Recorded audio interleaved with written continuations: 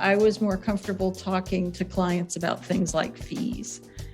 And that's been, if you're a consultant, you have to be comfortable in seeing yourself as a peer of your buyer. And you're not there to, whether you need the money or not is irrelevant, but what is the value you're providing? So it's always been, for me, there's an examination of how people arrive at whatever it is that they decide to do. And the decision doctor did not originate with me, except that I talk about decisions all the time. The client looked at me one day and said, you know what you are? And I thought, oh, I'm not sure which, is this a hard ball, a softball, a curveball? What's coming here? And he said, you're the decision doctor. You help us make the most consequential decisions. And I was working on an acquisition with him at the time. And I thought, I kind of like that. So I called my mentor and said, what do you think of this moniker? And he goes, trademark it right now. And I did. So now it's mine. My first book is High Stakes Leadership, Leading Through Crisis with Courage, Judgment, and Fortitude, because I just consulted in crisis situations or situations that could have become a crisis that we were able to avert or avoid.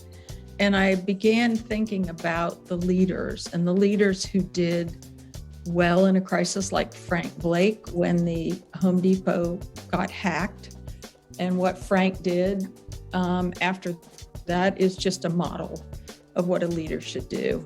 Rule 1 of a crisis, this is in my book. Rule 1, know you're in one. Look at how the BP company responded to the Gulf oil spill. Textbook bad. Textbook what not to do. Oh, it's not that big of a deal. The Gulf is a really big body of water, blah, blah, blah. I mean, what a nightmare. And so I began to try to coalesce what I had learned, and I hired a guy to help me bring the idea together. So I brought that book out, and then a year later, I came out with the Merger Mindset, which is all about M&A and divestitures, that I wrote with my very good friend, Dr. Linda Hinman, and we had a lot of fun. And then after that, I said, I'm not going to write another book until I have something different to say. And so now the third book is called Both and, The Power of Conscious Decisions. And it's all about what affects our decision-making that's less obvious to us.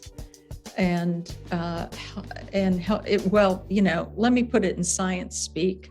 It's about metacognition and leadership, but I can't call it that because no one would be interested, But it's telling leaders why it's important to think about their thinking and showing them ways to do it and showing them the trap doors that we all, it's not just them, we all open those doors, and it leads us to make decisions that are less optimal.